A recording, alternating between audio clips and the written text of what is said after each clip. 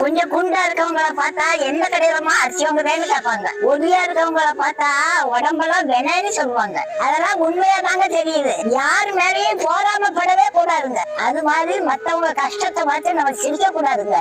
சில பேருக்கு பக்கத்து வீட்டுல குடும்ப சண்டை வந்தா போதுங்க, அடுப்புல இருக்க ஒலைய ஆஃப் பண்ணிட்டு போய் கவனமா கேட்பாங்க. அந்த சண்டையை கேட்க கேட்க இவங்களுக்கு ஆனந்தம் பொங்கும். பக்கத்து வீட்டுல பிரியாணி வாசம் வந்தா சில பேருக்கு வயிறு எரியுது. பக்கத்து வீட்டு பொண்ணு ஏதோ ஒரு சின்ன தப்பு பண்ணிட்டா போதுங்க, இவங்க செய்தி சேனலாவே மாறிடுவாங்க. இதெல்லாம் ரொம்ப தப்புங்க.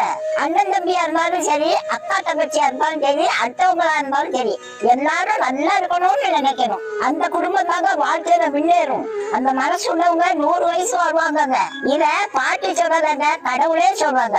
மத்தவங்க மேல போராம பண்ணுற குடும்பம் எப்படி இருக்கும் தெரியுமா? கிபி நோய் கேள்விப்பட்டிருக்கீங்களா? கிபி நோய் வந்த மனுஷனோட உடம்பு எப்படி இழைச்சி போகுமோ அதே மாதிரி அந்த குடும்பமும் இழைச்சி